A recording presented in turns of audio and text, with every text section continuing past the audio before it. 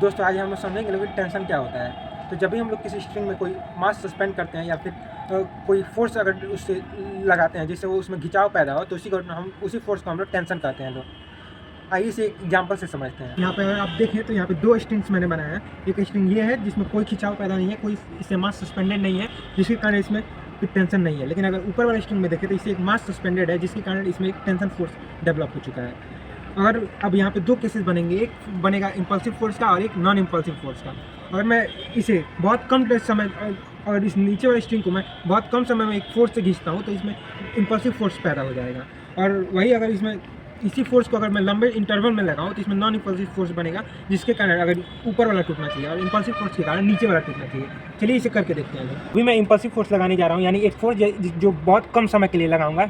और impulsive force लगाऊंगा तो फिजिक्स कहता है कि ये नीचे वाला स्ट्रिंग टूटना चाहिए। चलिए करके देखते हैं लोग।